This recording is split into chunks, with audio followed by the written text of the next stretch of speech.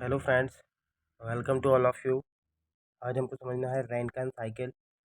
रैनकान cycle वो cycle होता है जिस पर आपका स्टीम पावर स्टेशन वर्क करता है। स्टीम पावर स्टेशन या स्टीम पावर प्लांट। ठीक है, आइए समझते हैं इसको। इसमें क्या होता है, the heat energy of the fuel is converted into mechanical work और power in steam turbine power plant. Steam power plant में क्या होता है, जो फ्यूल की हीट एनर्जी होती है उसको कन्वर्ट करते हैं मैकेनिकल वर्क में या पावर में। ठीक है, जिससे टरबाइन को चलाया जाता है और फिर इलेक्ट्रिसिटी जनरेट की जाती है। तो जो चार कंपोनेंट्स होते हैं इसके मैन, वो क्या होते हैं, the main four components of cycle are boiler, second one is turbine, third is condenser and fourth is feed pump. ठीक है, तो इन पे जो आपका बेस ये साइकिल होता है जिन पर ये चारों कंपोनेंट्स होते हैं, और इन चारों कंपोनेंट्स के बीच में चार प्रोसेस होती हैं जिसको समझना है। ठीक है, तो आइए एक एक करके इसको समझते हैं।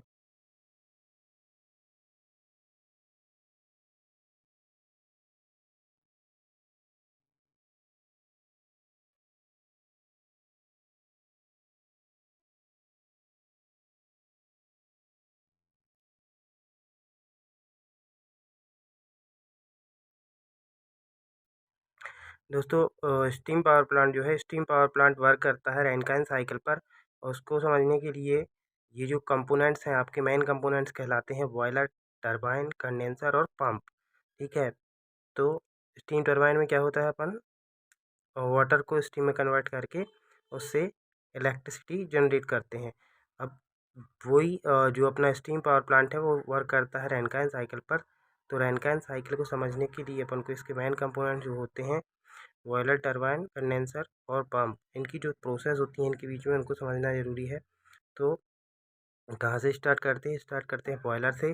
बॉयलर में क्या होता है, बॉयलर एक ऐसा डिवाइस होता है जिसमें अपन स्टीम बनाते हैं वाटर को हीट देकर।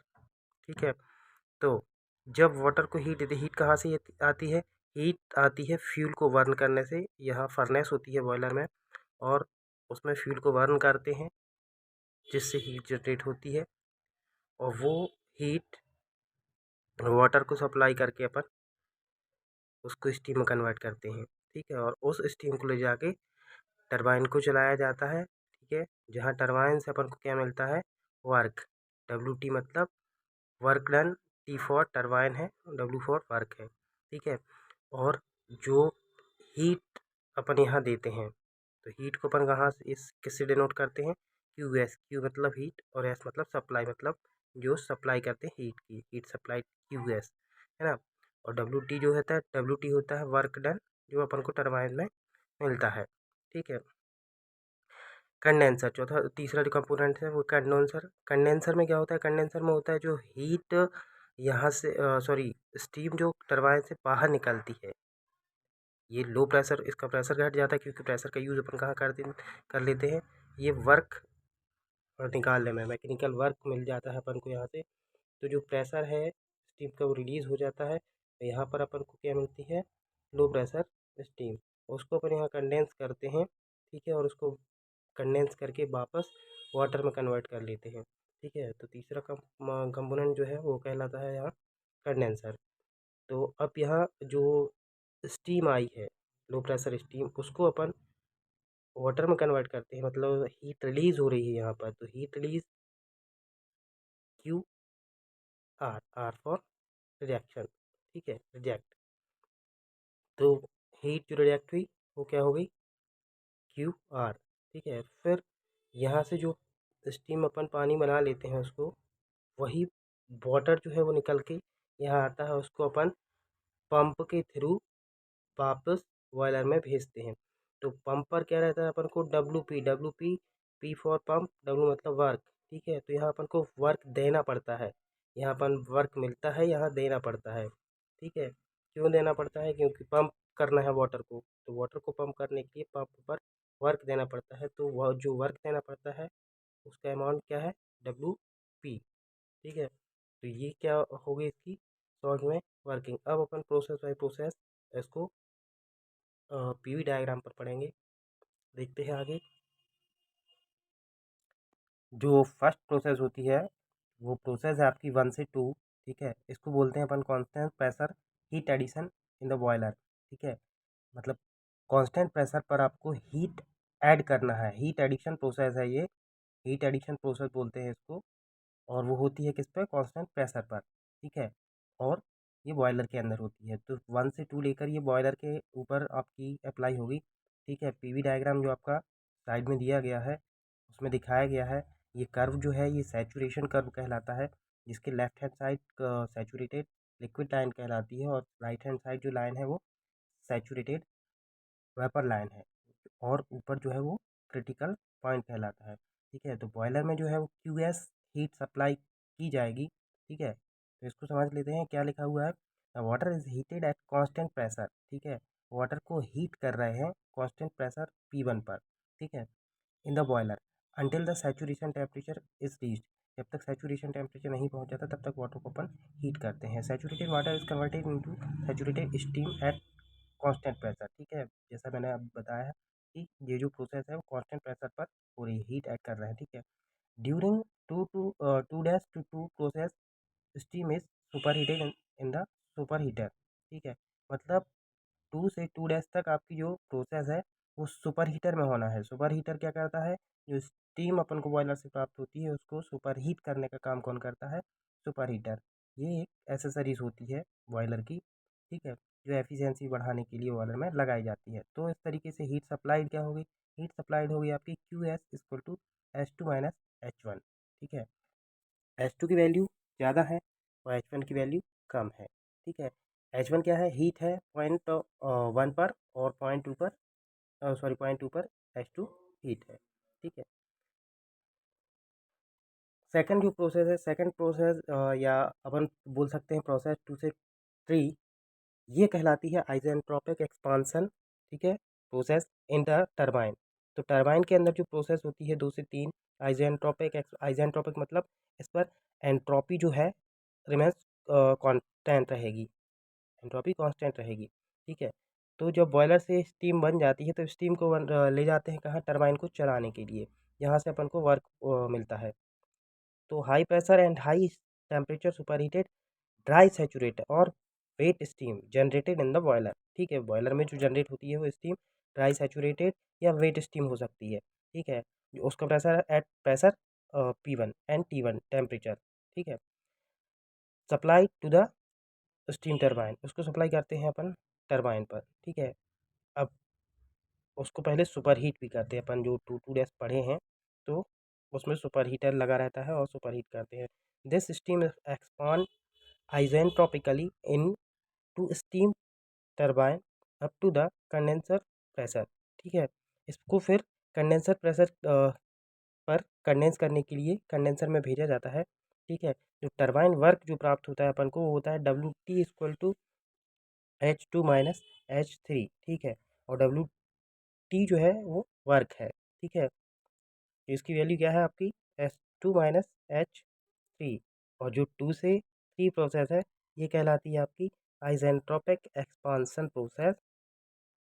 इसमें एंट्रोपी जो है वो कांस्टेंट रहती है, ठीक है। तो ये जो दो प्रोसेस होगी आपकी, एक पहली heat supplied at constant pressure, और दूसरी जो प्रोसेस है आपकी isentropic expansion in the boiler. इसको आपको राइट हैंड साइड में पीवी डायग्राम में दिखाया जा रहा है। जो पी है वो नीचे हॉरिजॉन्टल एक्सेस पर दिखाया गया है, और पी जो है वो ऊपर की तरफ वाई एक्सेस पर या वर्टिकल एक्सेस पर शो किया गया है, ओके। नेक्स्ट प्रोसेस जो है उसको देखते हैं।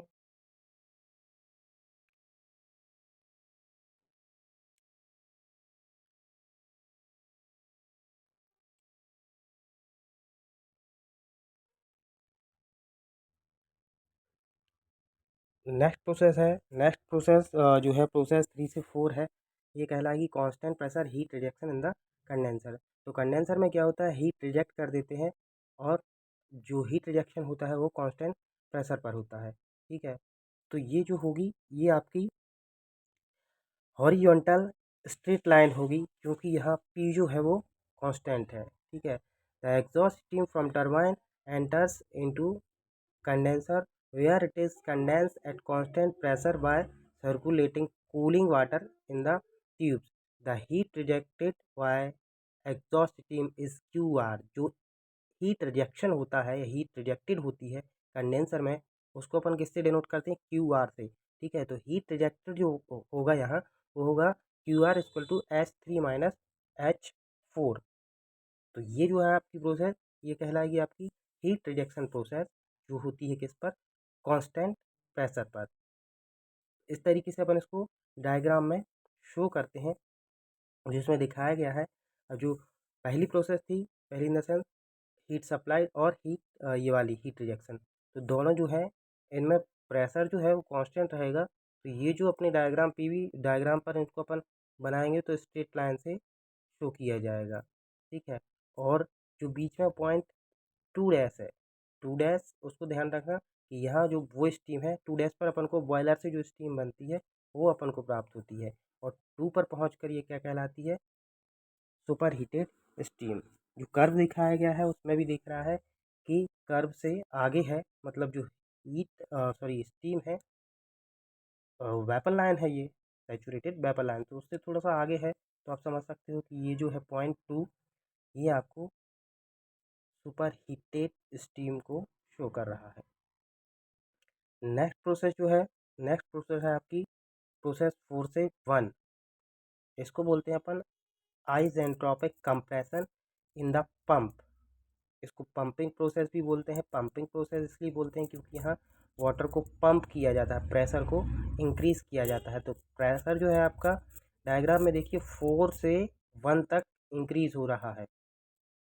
पीवी डायग्राम में आपको दिखाया जा रहा है कि प्रेशर जो है वो 4 से 1 तक इंक्रीज किया जा रहा है। ठीक है, तो इसको बोलेंगे अपन आइसेंट्रोपिक कंप्रेशन। आइसेंट्रोपिक इसलिए क्योंकि इसमें एंट्रोपी जो है वो कांस्टेंट रहेगी। तो the condense water coming from condenser is pumped to the boiler. इसको वापस बॉयलर में भेजते हैं at boiler pressure with the help of feed pump. ठीक है, पंप की सहायता से उसको वापस अपन बॉयलर में भेज देते हैं, और ये सर्किल जो है साइकिल जो है जो ये चलता रहता है, और इसी को अपन बोलते हैं रेनकाइन साइकिल।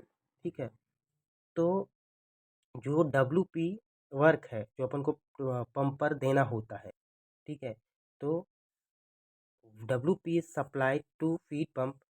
जो वर्क अपन करते हैं जिसको पंप वर्क बोलते हैं, WT equal to H1 - H4।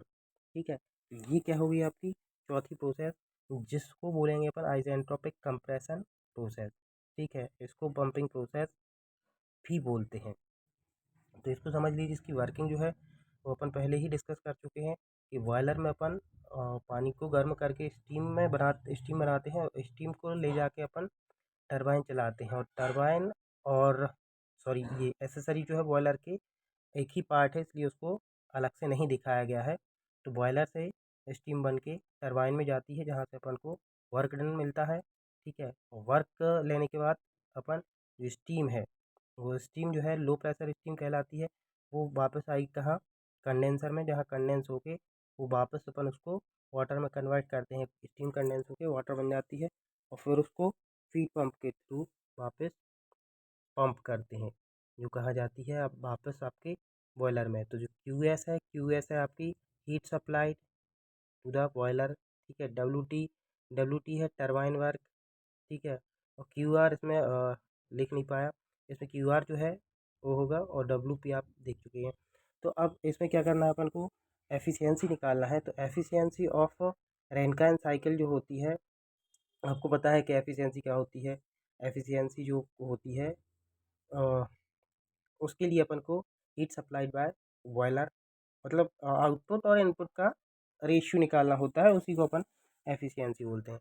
तो हीट सप्लाइड बाय बॉयलर क्या होती है, ये अपन पहले देख चुके हैं। QS equal to H2 - H1। ठीक है, work developed by turbine WT। ठीक है, वो equal to H2 - H3। Heat rejected by condenser QR equal to H3 - H4। ये हीट रिजेक्टेड जो अपनी थर्ड प्रोसेस थी। ठीक है, work supply to the feed pump. अब वर्क जो अपन पंप में देते हैं वो कितना है? H1 - H4। ठीक है, तो नेट वर्क डेवलप्ड जो होगा डब्ल्यू नेट जो होगा वो होगा WT - WP। मतलब अपन टोटल वर्क कितना डेवलप किया है, यहाँ कितना वर्क का कैलकुलेशन किया है तो वो क्या होगा, W T minus W P. W P minus इसलिए क्योंकि अपन उसको दे रहे हैं और डब्ल्यू टी अपन को वहाँ से मिल रहा है, तो जो दे रहे हैं उसको माइनस में कर देते हैं। तो डब्ल्यू नेट इक्वल टू क्या हो जाएगा, W T minus W P. और डब्ल्यू टी क्या है आपका, H two minus h three minus h one minus H four. ठीक है। अब एफिशिएंसी जो होती है, एफिशिएंसी होती है net work developed divided by heat supplied in the boiler. जो वर्क अपन को मिला है नेटवर्क, ठीक है, और हीट सप्लाइड वो अपनी इनपुट दिया जाता है। तो आउटपुट और इनपुट का जो रेशियो है वो कहलाता है आपकी किसी भी किसी भी टर्म में यूज़ कर सकते हैं इसको, दक्षता के लिए या एफिशिएंसी के लिए। तो नेट वर्क डेवलप्ड जो है वो H two minus h three minus h one minus H four. ठीक है, और divided by H two minus h one. तो इसको सॉल्व करेंगे अपन। ठीक है, एच वन और एच थ्री और एच वन का एक्सचेंज कर देंगे, उसके प्लेस पर एच वन रख देंगे और एच थ्री की प्लेस पर एच वन रख देंगे।